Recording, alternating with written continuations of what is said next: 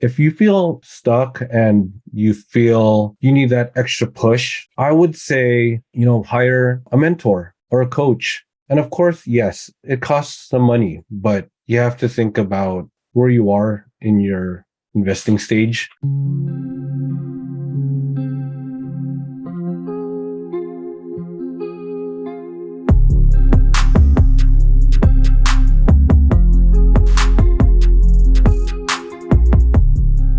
Welcome to the Conscious Investor. Let's get started.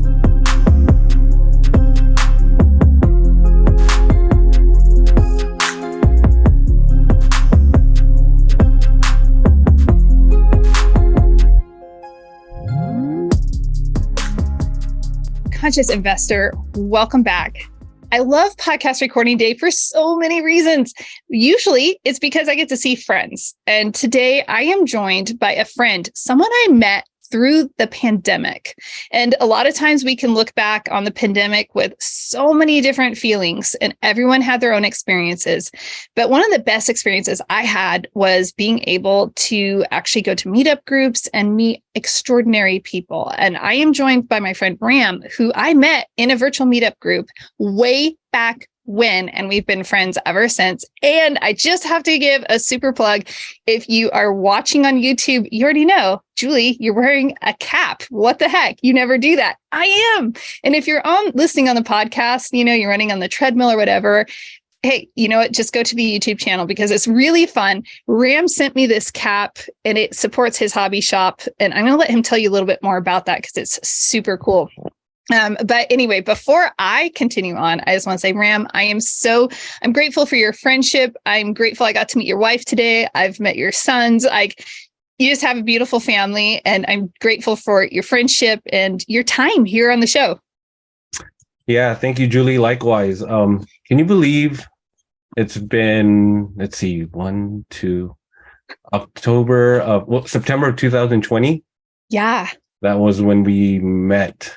And I don't know if I should name drop, but I remember meeting you. You can name drop. Yeah, I think it was good. It's positive. Okay. Yeah, I think it was Rod Cleef's group, his Facebook page. I took his one of his seminars, and it was an online one because COVID happened and he had to cancel. I think it was in Denver, and he had to cancel it, so he did everything online. After I completed the course, I joined his Facebook group, and then I found you, and then I found your podcast. I listened to a few episodes, and I was like, you know what? Julie resonates with me because your story, we have similarities, right? And yep. I decided to reach out to you, just have not just an investor call, but just to get to know you. So yeah, that was really cool. So everything kind of from there kind of started my whole journey into syndications, but we'll kind of dive into that a little later. It's amazing how, the genesis and we meet people at different stages of their investing journeys, and it's so exciting. And I'm grateful that, people like Rod pivoted during the pandemic, and instead of just straight up canceling things, they leveled up and they created virtual events instead of, okay, well, we can't meet in person, but it really shows the people who made that pivot really shows their heart to truly serve and support people in, growing in whatever capacity, people are looking to grow. So yeah, that's so awesome. Okay. Can we give a quick plug? Because there's this before in Conscious Investor, we are going to be diving into, what this experience is like of, okay, discovering syndication and then going into, the process of, okay, now I'm a limited partner.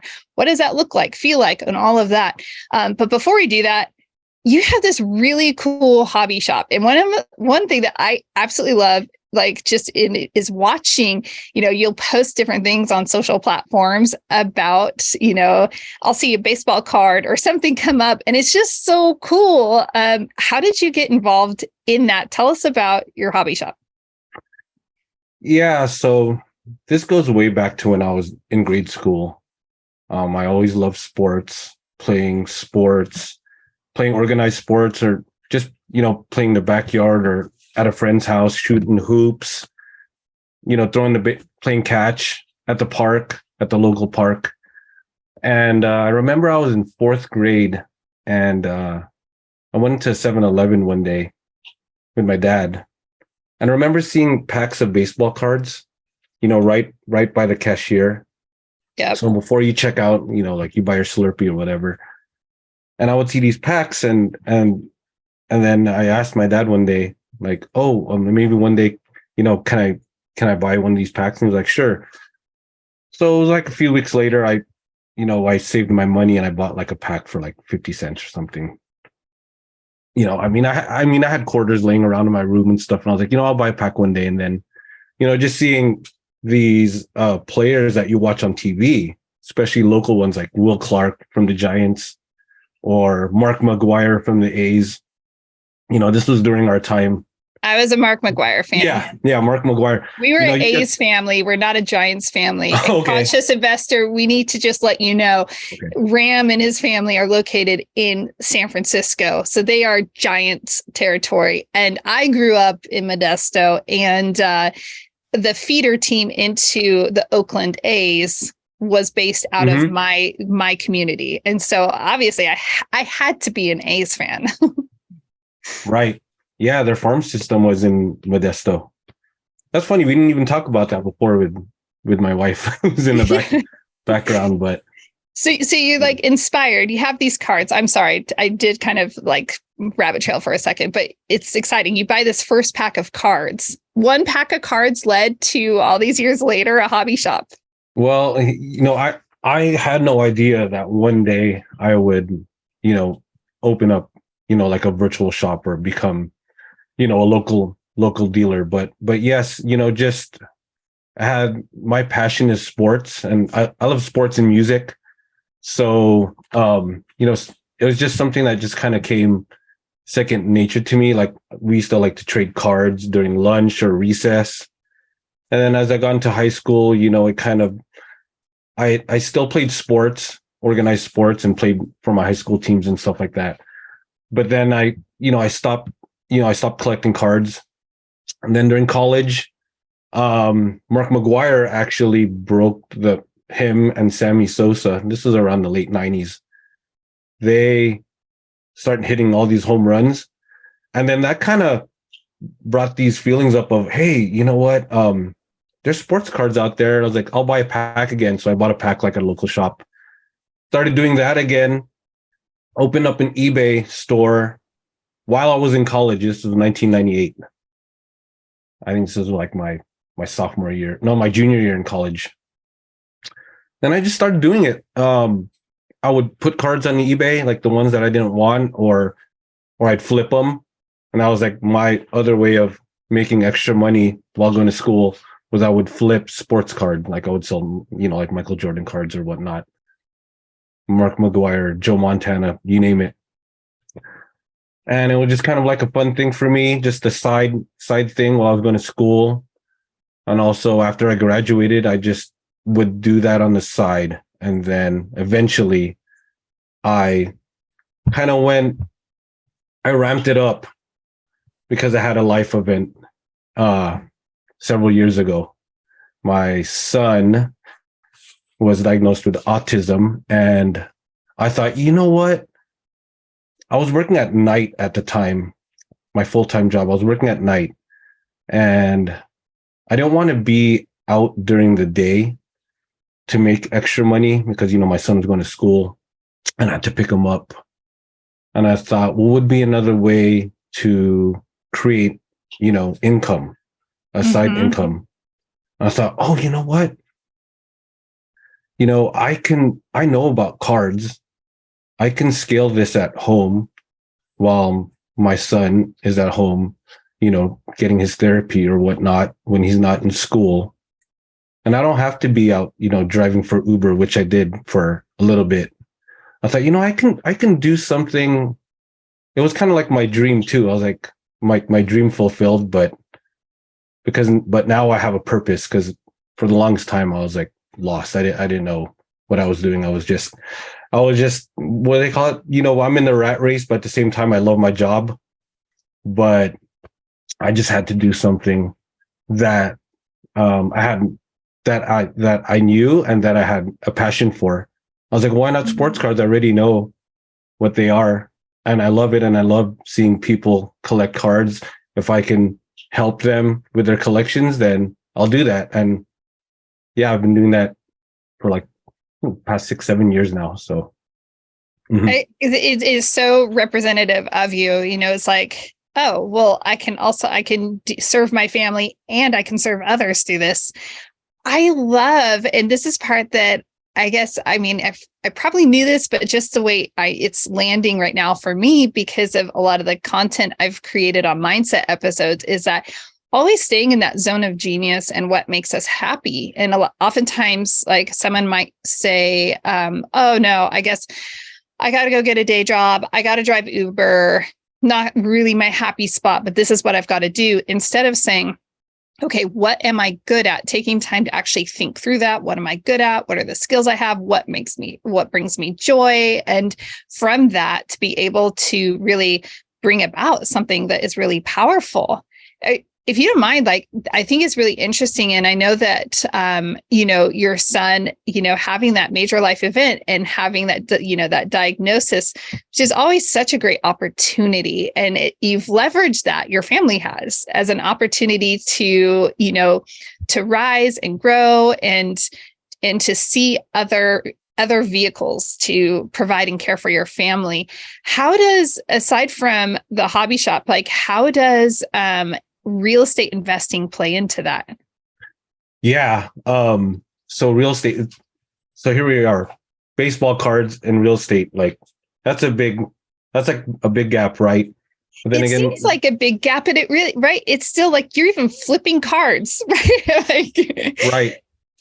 Yeah, I guess it's like flipping houses, right? You flip $300,000 $1 cards for $300,000, and then, or you can flip a house for $300,000 in one shot, right? So, going back to when I was a kid, my late father, he used to take us to this house, and it was about like 3 miles from where we lived. And we lived in the outskirts of San Francisco. We were like real close. And I didn't understand what was going on. We would go to this house. My dad and my mom, they would be painting it. They would be fixing things. We'd be there. And at this time, I was like around 7 or 8 years old. And we would go there and we would just help them out. And then I found out later that they were renting the house out. So my mom and dad, they obviously bought a single family home to rent out to make some extra money. My dad was the breadwinner in the family. My mom would stay home. She would raise us, and God bless her, because she took care of us. Made sure we were fed, all that. I love you, Mom. And Dad, he was always out working and providing for the family. So off of that, my dad this guy would come to our house every month. And I would wonder why he would come to our house every month. And he would say, hey, Ram, is Ted here? Ted was my dad. And I'd say, oh yeah, hey, Dad, Sam's here. And he would hand my dad a check. And I didn't understand the concept of, someone paying rent, right? But this went on for years. And Sam lived in that property for years. And, he became a friend of ours. The funny thing is he was a bus driver in San Francisco. And I currently work for the city of San Francisco for that company. So it kind of went full circle.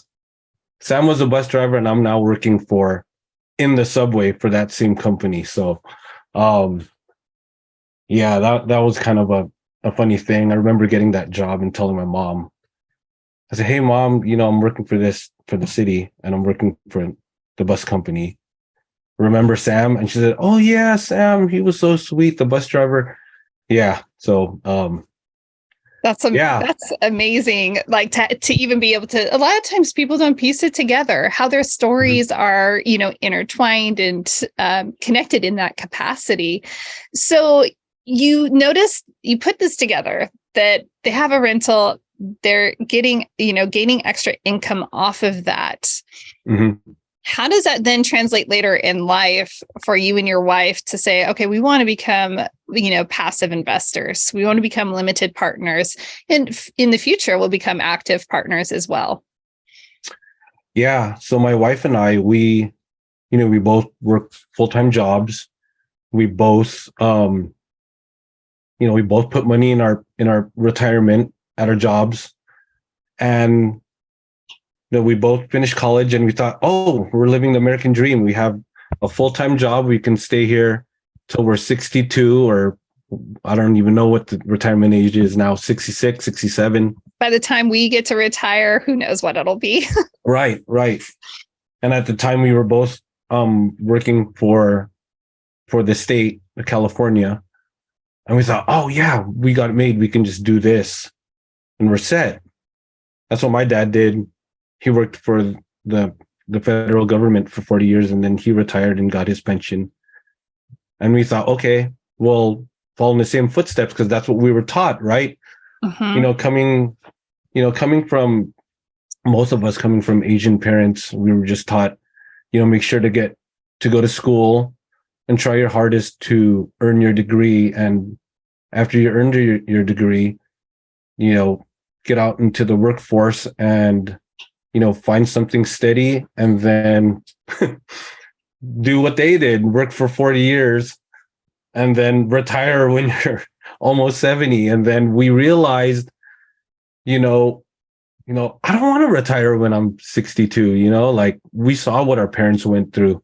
They did their 40, 50 years, working, coming from another country. And here we are, we're in America. I was born here, but my wife was, she came here when she was, she was a toddler. But like, we have these opportunities, right? And, our parents, they set the foundation for us, right? We have all these resources. And, my wife and I were talking like, well, there's the stock market, but wait a minute, there has to be something else. And that's when I thought, when I was in college, I took a real estate class. And I thought about it then. I wasn't really thinking about retiring early back then, because I was just trying to get out of college and hopefully earn my degree, right? But I took a California real estate class. I passed it, and I never took the exam to become a realtor, because I thought, you know what? I still have another semester or two to go. I can probably come back to this later. So I didn't really think about it too much, because interesting. Yeah, I really, my dad was still alive at the time. And then I would ask him every now and then about that rental property. And he would say, oh yeah, that was a nice way to make some extra money. But the funny thing about my mom and dad was they didn't really educate us about it. They just kind of went about doing it. And it was funny that they concentrated so much on education, because they wanted us to finish school so bad that the real estate thing, they didn't really like dive into it and kind of pass on the knowledge to us. I have two sisters. They didn't really do that. So I took it upon myself to say, hey, you know what? Maybe I can learn about, selling homes or buying homes, and that kind of fell by the wayside, because I finished school, and then I went into broadcasting, because that's what I went to school for. And then I kind of just forgot about real estate. But yeah, once I started working a regular full-time job, and then we had a couple of kids, and then of course this life event came up, I thought there has to be another way other than stocks and your full-time job, and maybe even a side hustle. I do encourage everyone, if they do have time, to start a side hustle, something that they love, like you mentioned. Yep. Make it worth it, right? But at the same time, we wanted to find another vehicle, and that's how we found apartments. I think one of Rod's videos came up on my YouTube algorithm, and that's kind of how the ball started rolling. Investing, helping people find a place to live, and I was like, wait, you can make money off apartments. Well, not just that, it was another thing. It was helping people. And I think for me, I, we all talk about bottom line, right? We all want to make money, right? But at the same time, I want to make sure that it's something in which I'm helping somebody. Yeah. So in the case that, let's say, Julie, you have a 100-unit apartment, you're helping 100 families, right? Yep. So for me, I think that was a big thing for me. We helped Sam live in a house. I can help 100 Sams. That'd be pretty cool, right? Scale it up. It's absolutely huge. This is, and this is something where I know that we connected on in our very first conversation, is that, and this is why I recently, as I'm working on the new Conscious Investor website, spoiler, Conscious Investor, there is a really cool space for you that's coming soon. But I reached out to you because this is the heartbeat of a conscious investor is, it's like, okay, well, how do we serve our families and create a lifestyle that we want, as well as serve and support others? And it's not it's not a zero sum. It's like, this can be achieved. How do we go about it? I love it. So you and your wife recently, you recently, have first passive investment, 41 units. I should have had the two of you on here together, really. If I would have known your wife was around, I would have been like, oh my gosh, she needs to be in this, but what was that conversation like? A lot of times, there are husbands and wives, they are investing. I know, Steve and I, we've had so many discussions about different investments. And so it's second nature, and it's always intriguing to find out what's that process like for other couples. Because a lot of the conscious investor, you're not making this decision alone. You have somebody else, that's joining you in this process. So what was that like for the two of you? Yeah. So it was, you really have to be on the same page with your spouse. And she's been watching me, join these different meetups on LinkedIn, Facebook, you name it. And that's how we met. And she'd be in the background working, and I'd be on these Zoom calls. And yeah, it kind of clicked with her at one point, like, that's an investment vehicle that could make sense, right? And at the time, I was still educating myself. I'm still learning now, and it's been almost 3 years. I'm always learning, like every day. I'm learning from you right now. So, I went a step ahead and I joined, I got a coach. So that's something like, if, conscious investors that are listening, have to throw that out there for you, Julie, that are listening to this program. If you feel stuck and you feel you need that extra push, I would say, hire a mentor or a coach. And of course, yes, it costs some money, but you have to think about where you are in your investing stage. For me, I was kind of ready to, go forward with investing in my first deal as a limited partner. A limited partner means basically it's like a stock, like you give money to Coca-Cola. Hey, Coke, here, I'm investing in your company. Take it away, right? And then you see the benefit. You reap from the benefits. You get the dividends quarterly. You have no voting rights. You're not making decisions. Right. You're receiving all the upside, or if there's a downside, you're just a recipient. Right. You got it, Julie. You're limited. And that's what LP means, limited. You're limited in the decisions. You don't make any decisions. Now, with that being said, you have to vet these general partners who run the deals, and they're the active partners, right? You're just a limited partner. So I actually invested in a deal with one of my coaches, and their students. And yeah, it takes a lot of time. It's like a marriage, right? You're putting a big investment into someone else's hands, right? And I wanted to make sure that my first one would be somebody that I built a relationship with. It was like over a year, just joining their meetups and whatnot, meeting other people that they worked with, other general partners, and seeing how they went full cycle on certain deals. Full cycle meaning they find the deal, they find the apartment, they come up with a plan, they raise the money, they get people to invest like me, and then down the road, oh, you know what? Maybe it's time to sell the property, and then these are the numbers, folks. This is what we're going to do. So I wanted to go through that with the people that I was investing with, because I just didn't want to guess, because that's a lot of money if you're guessing, right? And of course there are risks, but at least I'm taking a risk with people that have a proven track record, right? So I did that. Yes, last April, I invested in my first one. It was 41 units in Phoenix, Arizona. So, and it's some people that I really resonate with.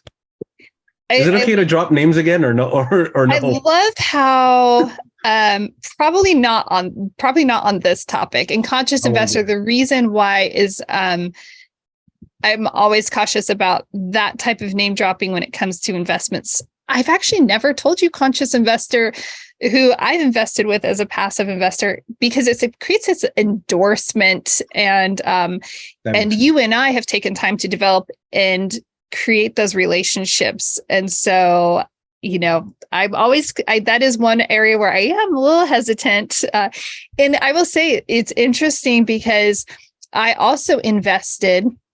Our first passive investment was with someone that I listened to. So it's a podcaster who was guiding me through that process as I was learning. And so when I booked one of those discovery calls and spoke with someone on the team, and they happened to have an investment that was opening up. And it was like, Steve and I just said, well, yeah, we want to get started. We really don't know how we're going to we feel like we know these people, and right. We can see their track record. But an interesting, all of the partners that Three Keys Investments invest with, all of our general partners, we've known them for at least a year. We have this vetting process where we don't want to just go and do a bunch of deals with people. And so I really appreciate, even on the limited partner side, you took that time to let me get to know you and let me learn from you. And I appreciate that you, even as, and you're going, at some point, I know you're going to become a general partner as well. But on the limited partner side, to say, I'm going to invest so that I can be confident and I understand this process. And one of the other benefits that that conscious investor, you might not realize, even if you join a group that might be geared more towards general partners, now you're going to be surrounded by general partners. Mm-hmm. And when you're surrounded by all those general partners, you're going to meet other people who resonate with you, just as Ram did. And it's like, oh, you resonate with me, and I believe in your process and our communication. And so I feel confident moving forward because of everything that we have going on here. So exactly. Yeah, you hit the nail on the head, Julie. Something for your listeners who haven't invested in a deal yet. Yes, get to know the people that, you're going to get all these emails from the people that you have signed up for newsletters for, and you're going to find out which ones you resonate with, or that you find a connection with, and maybe your morals or your values align, right? and the people, the partners, the general partners that I invested with, yes, I their goals, they're awesome people. I'm like, you know what? I've known them for a while. I think this is the right time to do it. So, don't be it's a marathon, not a race. Don't rush into an investment. The big thing is education, and also trust your gut too, because sometimes when your gut's telling you something, most of the time it's right. So if you have like kind of like a weird feeling about investing in someone else's deal, and you're like, oh, I don't know, and it takes you, and you keep questioning it, then maybe you should move on. And then when you're on the other end of the spectrum, you're like, you know what, I'm really feeling good about this, and they're really cool, and they've closed this many deals or whatnot, and they're really good with the community, and they're making sure all the residents are happy. That's what made me want to invest, is the people that I invested with, they make sure the community is taken care of. And then that way, morally, I feel like, oh, okay, good. Like at least the people that live here, they're happy. And, at the same time, everyone benefits, right? So yes, take your time, conscious investors. Get to know and vet your future general partners. I'll tell you, I would be beside myself if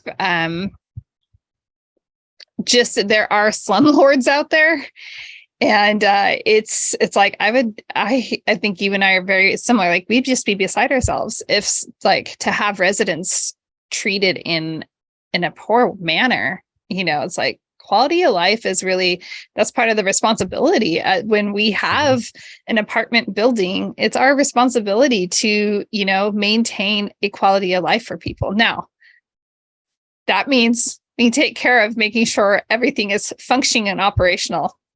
Someone's cleanliness standards might not be the same as yours or mine, and they might be better than mine. So, I mean, that part of their quality of life is up to them. Right. Yeah. Yeah. So when you see like, just moving forward in your investing, what are some of the things that you're looking for? Actually, let me pause that question and ask you this. Is I oftentimes tell people on those first discovery calls, and one, I'd also like to just point out, like, I love that you're like, I'm going to call Julie. I'm going to schedule time with her, because it really is. And I think sometimes for people forget that, we're creating podcasts and we create all this because we want to connect with the listeners. We're not here because we want to be up on a stage or up on a pedestal. Like we're here because we're like, hey, we're here. We love to serve and support you. And so I love that you took time to connect and everything that's led to. I have to say, I always tell investors though on that first call, first year returns are not glamorous.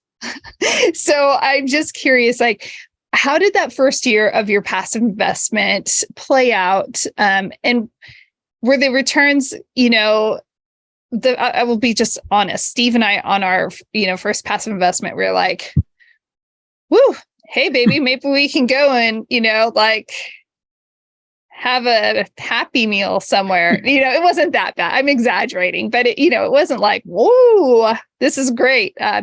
That investment has matured and it's a fantastic investment. But that first year, not so fantastic. Like it didn't seem fantastic, although we knew what the projections were. So what was that like for you and your wife? Yeah. So I would say we're probably halfway through our first year. So we're pretty new. But you brought up a great point about the first year not being as glamorous as you thought it would be. Now, when you'll come to learn that when you go, to get invited to an offering, and an offering is, let's say one of your investor friends says, hey, we have like a 75 unit building in Idaho. This is, we like the numbers on it. If you want more information, why don't you shoot me an email, or you can call me and I'll send you the information on the webinar. And then usually, most good syndicators will tell you, or operators will tell you, during the first year, we're going to go through, changing we're going to switch out property management. We may be rehabbing certain units, so we might see a slowdown in, we might have an increase in vacancy. Who knows, right? Because it's going through a process of, hey, we're the new owner. We want to introduce ourselves to the residents, and pretty soon we're going to start telling them what our plan will be once their leases are up, right? Mm-hmm. We'd love for you to stay here. These are the things that we're going to do. We're planning on doing, upgrading the units, and if you'd like to stay here, this is, what the numbers would look like if you'd like to stay here. So, of course, you have to be cognizant about turnover, right? Maybe they might see, another property down the street where they're like, well, we want to stay here, but maybe it doesn't fit.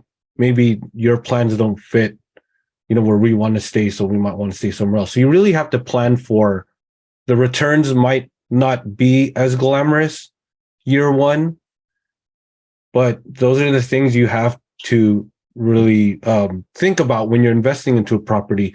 You're in it for the long haul. Let's just say it's a 5-year plan, right?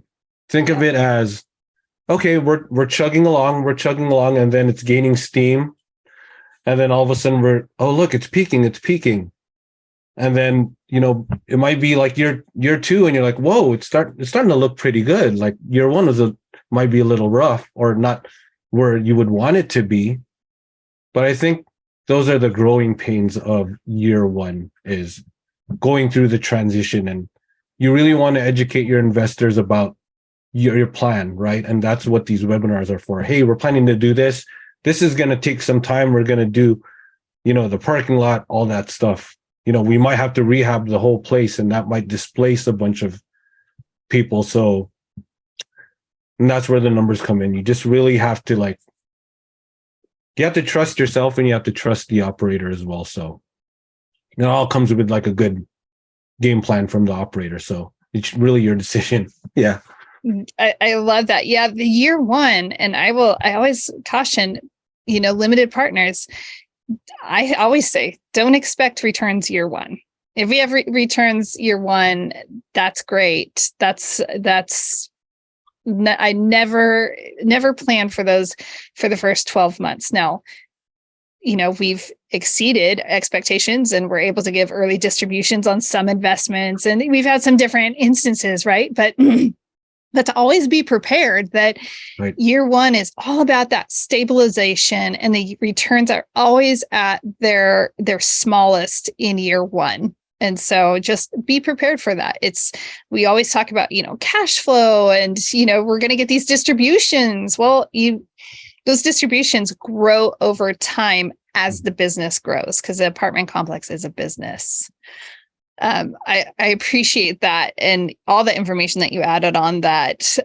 As we wrap up, is there anything that you would say a first-time passive investor, because conscious investor, you love your job, you're not about quitting it, you want to stay there, but you really want to have that side hustle that you actually really don't have to hustle hard for, that your money's working for you. So advice for the conscious investor.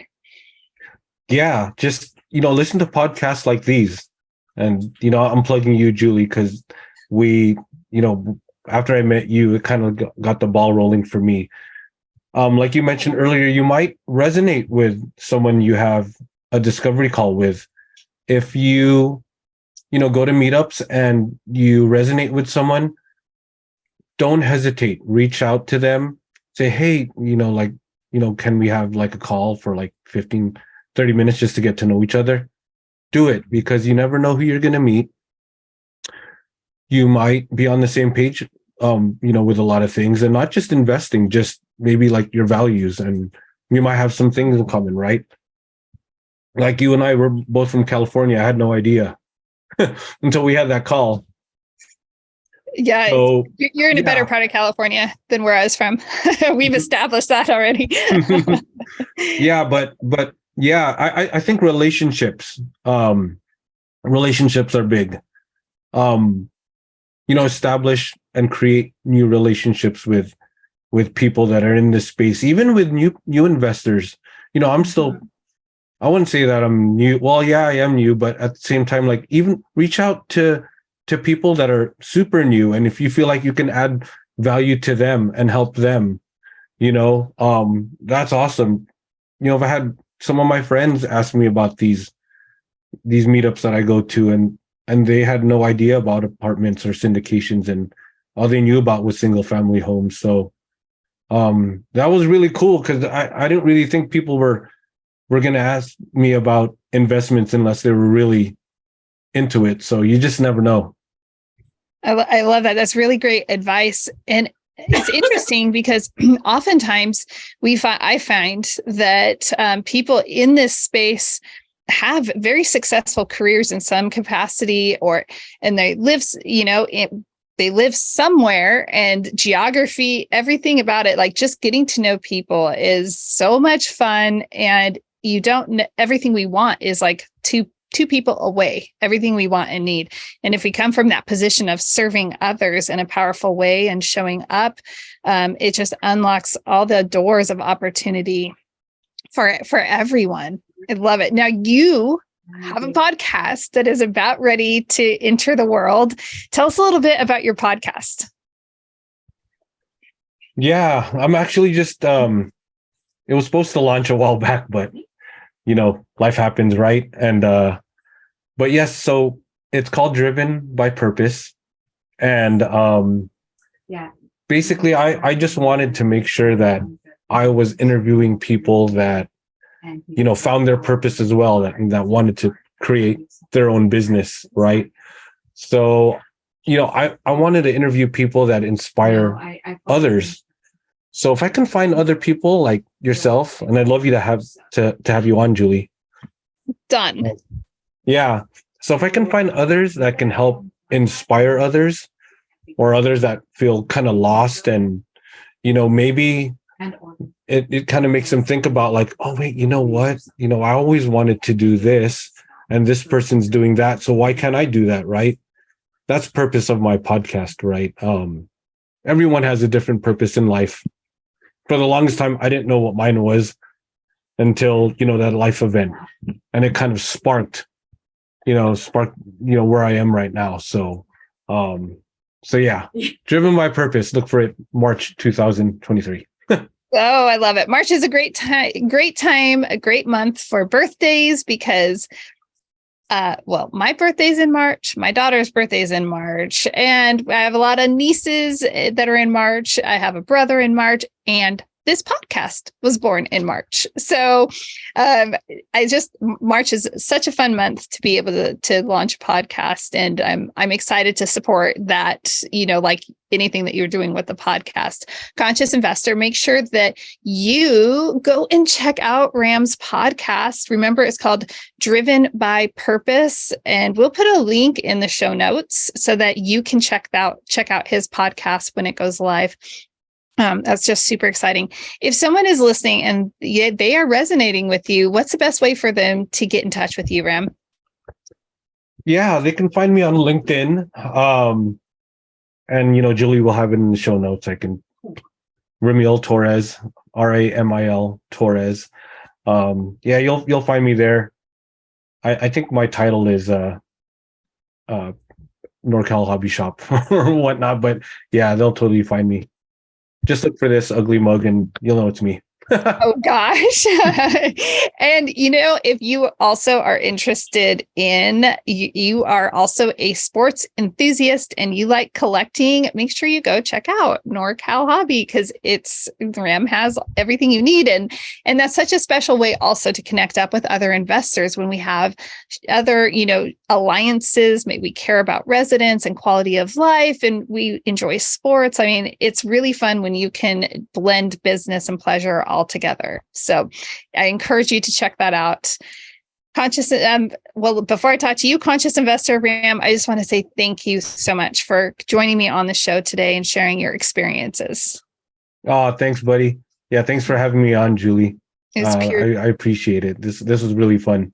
Yeah, pure joy on my end. And Conscious Investor, I always appreciate you joining us on these podcast episodes. You know, the best way to show care is please leave an honest rating and review and let us know that this served you. Let us know an aha you had from this episode or how it's going to support you in taking your next step. Until next time, live big, love bigger, and do great things. Are you enjoying this episode? Do the world a favor and help trip the algorithm by leaving a review so that this content reaches many others.